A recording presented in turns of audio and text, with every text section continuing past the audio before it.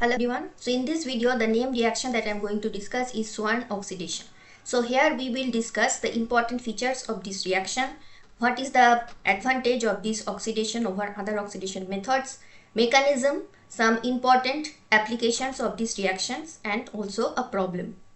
So let's start.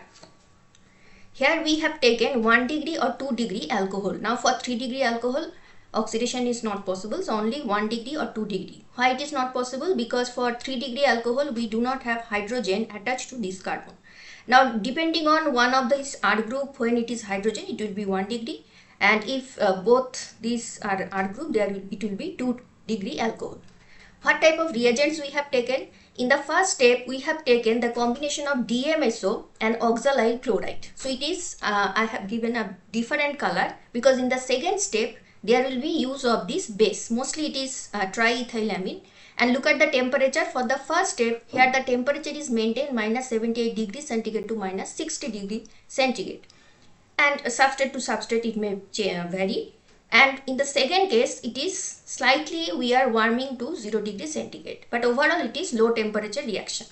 And if it is 1 degree alcohol, product will be aldehyde. If it is 2 degree, it will be ketone product.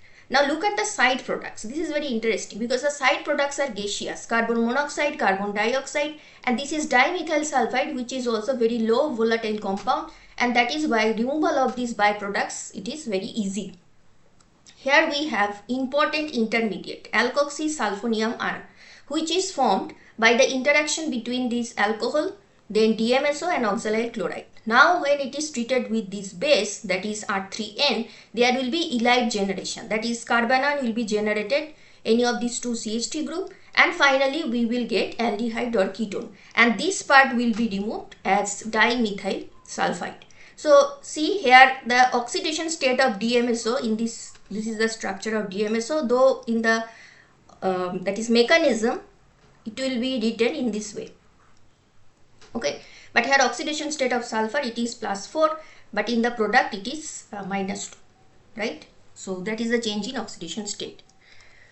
So this oxidation, Swern oxidation of alcohol, here we can avoid the use of some toxic metals such as chromium. This is very, that is advantage you can say. Then many functional groups are tolerated in this reaction because the condition is very mild. Look at the temperature, it is low temperature. Aldehydes do not react further to give carboxylic acid. So if you have started from 1 degree alcohol, it will stop at aldehyde. Further oxidation to carboxylic acid will not take place. A drawback is that this compound is having very bad smell. Otherwise, you can see there is so many advantages. Now we will see its mechanism. The first step is the dimethyl chlorosulfonium ion formation. So this DMSO molecule we have written in this way. Now this negative charge over oxygen, it will attack this one of this carbonyl carbon, and this Cl that will be removed in the form of chloride. Now this chloride again it will attack this sulfur, right? So if it is attacking here, this SO bond will be broken and there will be CO bond formation. This CC bond will be broken and Cl will be removed again. So here see, from this part we are getting CO2, from this part we are getting CO, and there is also removal of Cl. So finally what we are getting? We are getting dimethyl chlorosulfonium ion. So that is the step 1, and all these two byproducts, as you can see, it is gaseous in nature. Okay, so removal of this, it is favoring the entropy of this reaction. Now the second step, until the first step there is no alcohol, right? Now the alcohol will come into picture in the second step.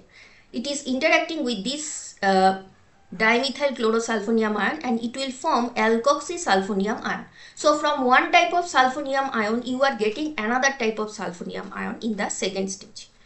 Then the lone pair over oxygen, it will attack this sulfur, and after attacking, HCl bond is broken. So see here sulfur is still having 3 bonds, so that is why positive charge will still be there.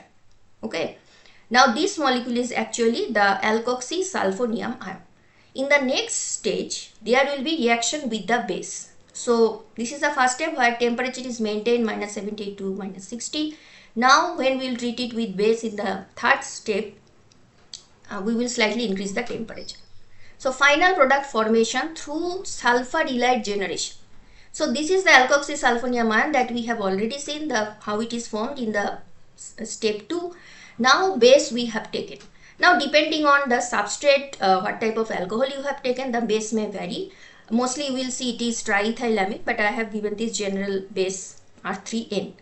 Now this base, there is two types of acidic hydrogen you can think in this molecule.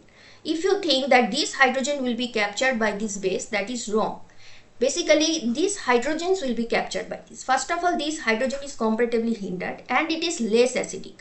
Why these hydrogens are more acidic? Because it is attached to positively charged sulfur. Okay, so negative charge will be generated any of these two methyl groups and we will get CH2 minus attached to S plus, and that is actually the sulfur halide. Look at this. This is sulfur halide, and finally this sulfur halide, there will be intramolecular protonation.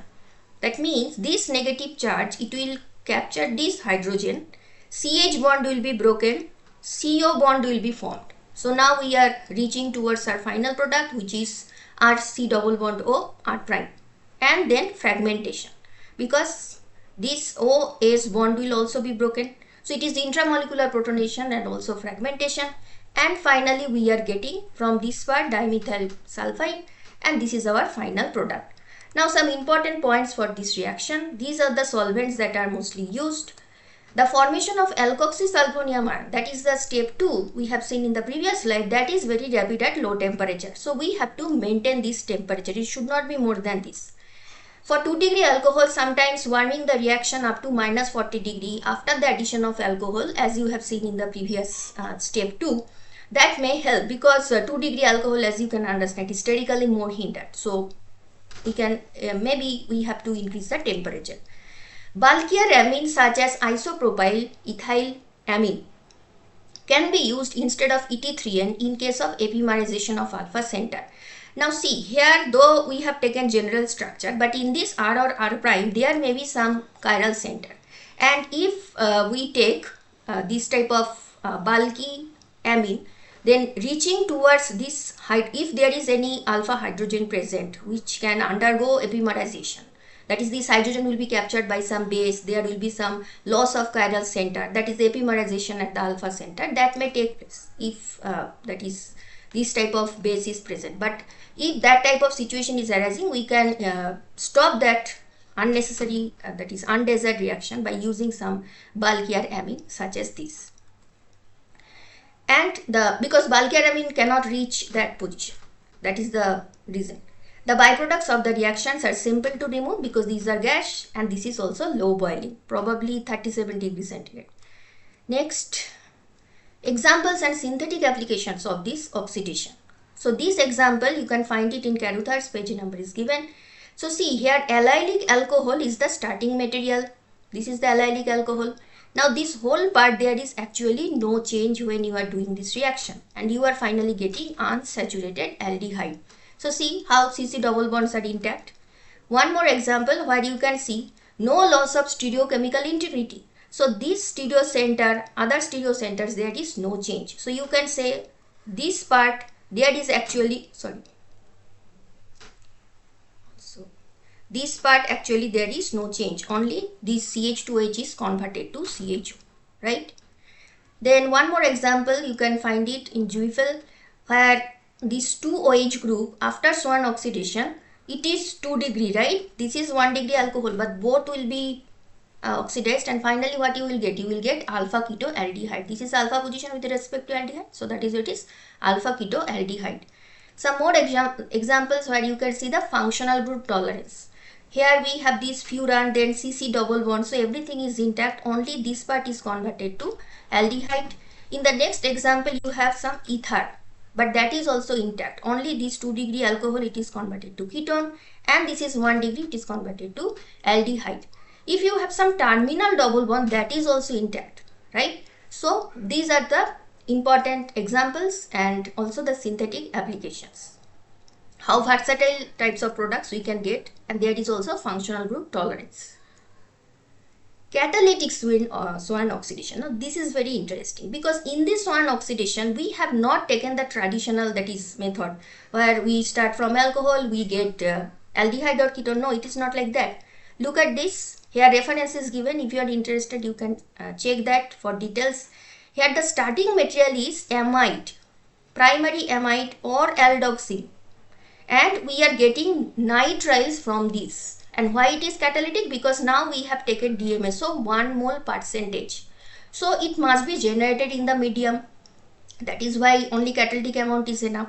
So in this method, and this reaction is actually dehydration reaction, because here H2O, this is removed. Here also H is H removed. But you can say it is catalytic Swern oxidation. Now we will see the mechanism. Let me erase all this.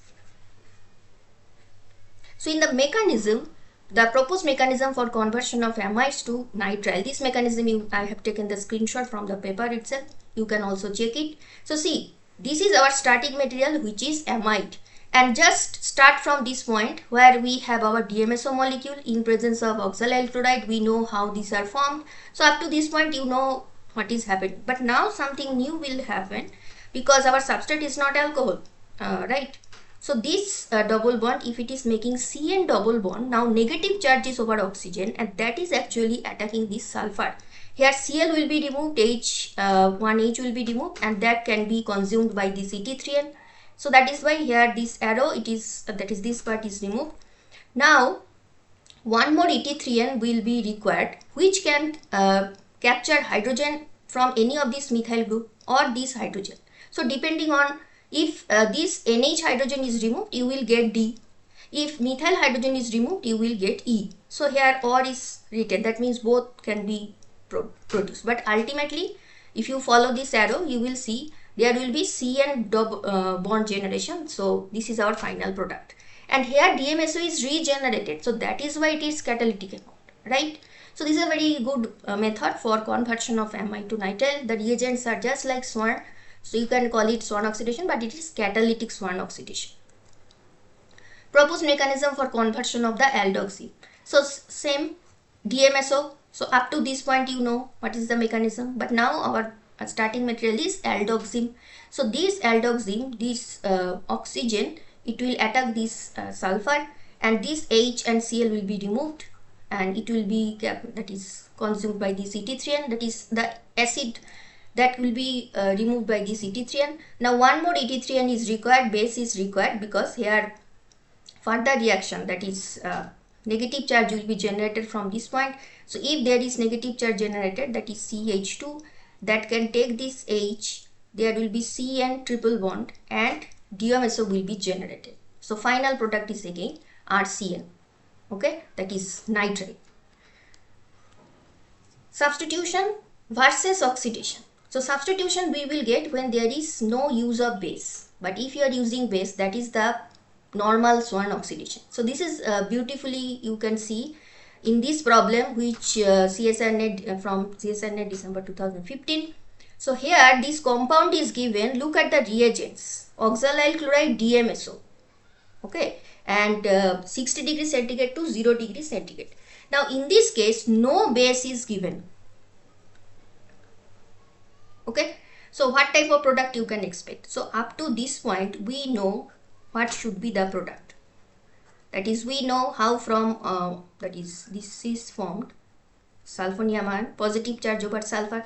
Now there is no base, but in the medium you know there is Cl minus present. So as there is no base, what will happen? There will be substitution. So this Cl minus will attack here and this part will be removed. So what product you are getting? You are getting this product, and that is actually the correct option. So this mechanism is SN2 reaction. But if you are thinking why not the attack is here, that is in that case it will be SN2 prime. So double bond will be shifted here sorry. So double bond I have written wrong. It is actually in this position. Double bond is here, right? So when Cl minus, if it is attacking at this position, now there will be double bond that is outside the ring, and in that case you should get option 3 compound, but Sn2 is obviously favored, so that is why ultimately we are getting this product. Option 4 will be the correct option.